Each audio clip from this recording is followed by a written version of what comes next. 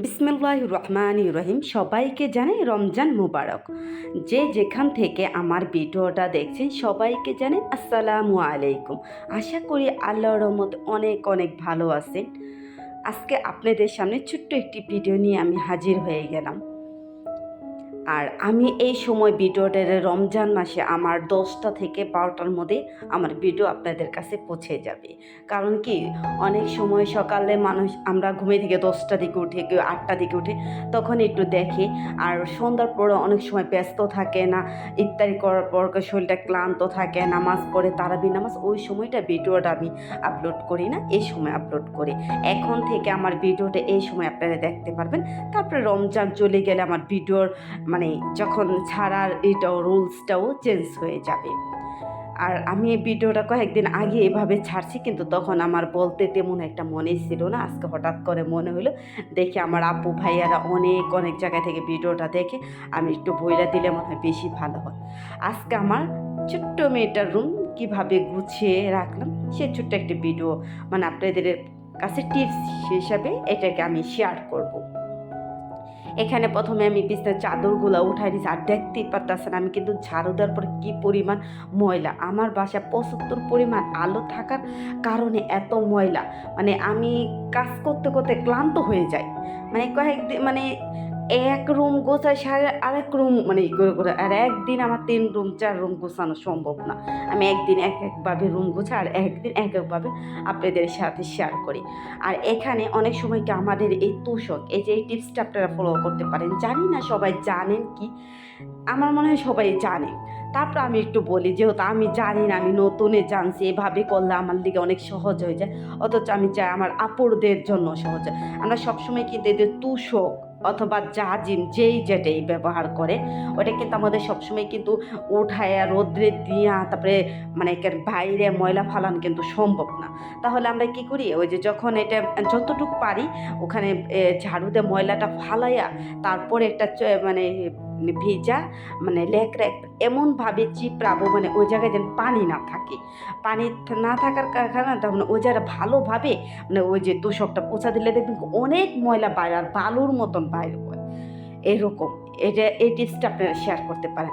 আর এর আগে আপনাদের সাথে আমি শেয়ার করছিলাম, আমি রমজানের জন্য কিছু সারি কিছু জিনিস কেনাকাটা করছি। সেগুলো রাখার মতন আমার বাসায় ওরকম জায়গা নাই।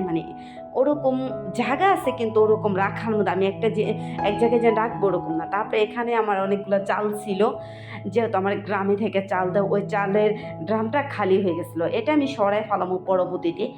এই ড্রামের ভিতরে আমি একে একে ফ্রাই প্যানগুলো সবগুলো হারিয়ে রাখছি, খালি শুধু বড় হাঁড়িটা টেনে। এই টিপসটা আমি কই কি, আমার মতন যারা যাদের রাখার জায়গা নেই তারা মনে হয় এটা ফলো করলে ভালো হইব। এক জায়গায় অনেকগুলো হাঁড়ি পাতিল রাখা যায়। মোটামুটি আমার এখানে কিন্তু অনেকগুলোই হাঁড়ি পাতিল ছিল, আপনারা অবশ্যই দেখতে পাচ্ছেন। আমি সবগুলো কিন্তু হাঁড়ি পাতিল এটার ভিতরে রাখছি। আর ওই ভিডিওটা উপভাবে দেখতে চাই না, পরবর্তী যদি দেখতে চান আপনাদের আমি ক্লিয়ারভাবে দেখাবো। কিন্তু আমি ভিডিওটা করছি ক্লিয়ারভাবে দেখি, তখন ভিডিও এডিট করার সময় দেখি ওরকমভাবে ক্লিয়ারভাবে ওঠানো হয় নাই। আর এখানে সবাই ড্রেসিং টেবিল ব্যবহার করে কসমেটিক আর আমি মনে করেন জুস মেশিন নানান ধরনের এখানে এগুলা রাখি এলোমেলোভাবে। অবশ্যই কেউ খারাপ দৃষ্টিকে দেখবে না, এভাবে রাখছি। ওই যে বললাম না, আমার এখানে রাখার মতন ওরকম স্পেস নাই, এই কারণে। আর আমি আরেকটা কথা শেয়ার করতে চাই, জানি না কার বাচ্চার এরকম। আমি বলতাছি আমার মাত্র মেয়ে একটা, আমার মেয়ের ঘড়ি হইলো 15টা। তাহলে তুমি কয়টা করে পড়বা? আমি 2 হাতে 2টা করে পড়বো চুরির মতন, তাই বলতাছি। তারপরও তার ঘড়ি লাগবে, ওর ঘড়ির দিকে একটা অন্যরকম একটা নেশা, ওর ভালো লাগে, এই কারণে ঘড়ি লাগবে। ওর বাবা অনেক ঘড়ি পাঠায় তাকে, আর ছোটোবেলা থেকে অনেক ঘড়ি পড়তো। এগুলো বলতেছে আমার আর 5টা ঘড়ি কিনে তো। আমি কি আসো 2টা পিট্টি দিই এই ঘড়িগুলা। আর এগুলা বেশিরভাগ বাহিরে, যেগুলো ঘড়ি দেখছেন সবগুলাই বাহিরে। এখানে আরে আমিও পড়ি, আমি আর ঘড়ি আসটা কিনি না, ওর ওখান থেকে আমি পড়ি। আর ঘড়ি কিনে কি করবো, ঘড়ির দোকান দিবনি। আমার মেয়ে বলতেছে আমাদের ঘড়ির দোকান। আর ওই যে কালো দেখেন না স্মার্ট ঘড়ি, ওই পর্যন্ত সব এগুলা বাহিরে। তার অপোজিটেরগুলো সব হইলো ওইগুলো আমাদের যে এসে বাংলাদেশে, ওটা মনে হয় দেখা যাইতেছে না ওই সাইডেরগুলা।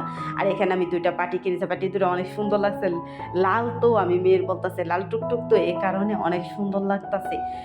তাই মেয়ে বলতেছে আম্মু আম্মু আমার চাদরটা অনেক খুব ভালো লাগছে, মানে ওই যে লাভ শেপ এই কারণে হের অনেক ভালো লাগতেছে। আর ও যে দেখাইতেছে দেখছেন, এই যে এটি হইলো ঘুরে আবার দেখাইতেছে, আমি দেখানে পড়ো আবার সেও আবার এইগুলা আপনাকে দেখাইতেছে, শেয়ার করতেছে কতগুলা হ্যাঁ ঘুরি। হ্যাঁ, তারপরে আর এই যে টপটাও কিন্তু আমি নিজে হাত বানিয়েছি, এগুলা এটা কিন্তু কাগজের, কাগজ দিয়ে বানিয়েছি। আর ফুলগুলো এত ময়লা হয়েছে পরিষ্কার করে আসে, আমি এই কী করলাম এমনি নর্মাল পানি দিয়া এসে মানে ই করে দিয়ে আসছি। আর এখানে তারপরে আমি এরভাবেই করি, সবসময় তো অতভাবে ধোয়া সম্ভব না। অবশ্যই আমার ছোট্ট মেয়েটার রুমটি কেমন হয়েছে অবশ্যই বলবেন। রুমটা মানে বইয়ের রুমে বেশ থাকে না, আমি এক রুমেই থাকি, মানে তার নিজের পার্সোনাল রুম লাগবে, তার রুমে তার একটা ড্রেসিং টেবিল, ওয়ার্ড্রোব, একটা পড়ার টেবিল, একটা খাট যথেষ্ট। এভাবে আমি তার রুমটা করছি, সাজাইছি, আর বেশি করি নি। আর দেখছেন ও যে স্টিকার দিয়ে মানে সে অনেক করে রাখে। আমি বলতেছে তোমার রুমটা আমারই গোছানো হয়, তুমি তো গোছাও না। কেন আমি গুছাই না? তারপরে এখানে জানি না, আমি এই টিপসটা আপনারা ফলো করতে পারেন যাদের চুলকানি, আমি জানি না হঠাৎ করে আমার এত চুলকানির সমস্যা কোথা থেকে হইলো। এ হয়েছে তারপরে না মানে ওষুধ খাইতেছে, অ্যান্টিবায়োটিক খাইতেছে, ডাক্তার দেখাইছে, কোনোতে কাজ হইতেছে না। এই ইউটিউবে সার্চ দিলাম এই দারচিনি গুঁড়ো গরম পানি দিয়া পানির মধ্যে ফুটায় চার মতন খাইলে কোনো কমে।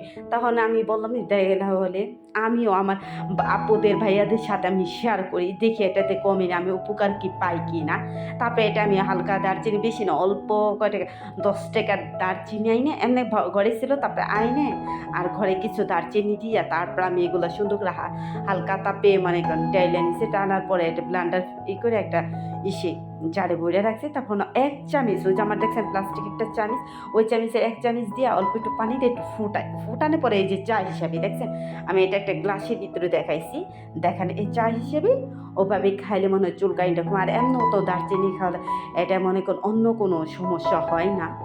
আমি করে, কারণ আমি আজকে 5-6 দিন ধরে খাইতেছি, পরবর্তীতে আমি খাইতে থাকি, তারপর আপনাদের সাথে শেয়ার করবো এটা কি উপকার হয় কি না। এটা তার সাথে সাথে উপকার হইব না যেহেতু। আর এখানে আমার মেয়ে টক দই বানাবো, বলতাছে আম্মু টক দই বানাবো, এগুলো আবার ওই কিনাই না খাই টক দই, 30 টাকা করে আম্মু এগুলো একটা কিনে আমার মন ভরে না আমার। তারপরে আমার এখানে 2 কিলো প্রায় দুধ ছিল, ওই দুধটা জ্বালছি, কিন্তু আমার এখানে অনেক ভিডিও স্কিপ হয়ে গেছে গা, মানে আমি করছি কিন্তু ওগুলো মনে হয় আমি ডিলিট করে ফেলাইছি, পরবর্তীতে ভিডিও এডিট করতে যাই দেখি আমি কি এটা ডিলিট। আর এই যে দেখছেন দই মাশাআল্লাহ, ওটা না পুরোটা ভরা ছিল আর ঢাকনাতে রাখা ছিল, তো এই কারণে একটু মাঝখান থেকে গেছে দইগুলো। আর মেয়েই ওই পাচ্ছে দইগুলো, আমি সব কী করেছি নিজে সব করছি। মানে বলতেছে বাবার কাছে, বলতেছে আম্মু বাবা দেখছো আমি না দই বানাইতে পারি, এরকম মানে ওই যে কেক বানাইতে পারে, আমি সব কিছু শিখবো। আর হ্যাঁ বাবা তো অনেক উৎসাহ দেয় মেয়ে সব কিছু শিখবো। আর এখানে কিছু ধইনা পাতা এনে রাখছিলাম, ওই ধইনা পাতাগুলো বাইছে এগুলো আমি একটা কাগজে মুড়াই রাখবো, কাগজে মুড়াই রাখলে না অনেক দিন ধরে থাকে।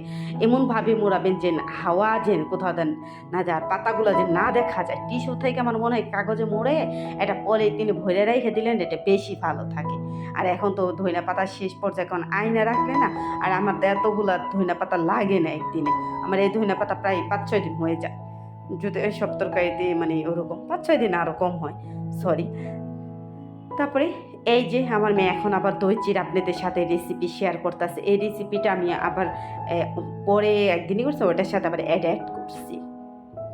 যেদিনকার করছিল ওটা আমি নিতে পারি না, তারপর দিন আবার করছিল, তখন আমি আপনাদের সাথে এই রেসিপিটা শেয়ার করছি। আর এখানে আসলে আম, খেজুর, তারপরে কাজু বাদাম মানে যে বাদাম, পেস্তা বাদাম, কিশমিশ, আর সামান্য একটু ড্রাই ফ্রুট, এগুলাতে ঘরে যা ছিল সেগুলাতে আপনাদের সামনে আমার ঘরে কলা ছিল না, এগুলাই আমি আবার করতেছি। আর মেয়ে আবার দেখাইতেছি কীভাবে বানায়। আর এটা মানে আমার মেয়ের না পছন্দ জিনিস ছিল এক সময়, এখন কয় আম্মু এটা খাওয়ার পর মানে অনেক ভালো লাগে। আর আমি চেষ্টা করি কি বেশি ফল টল দেখা।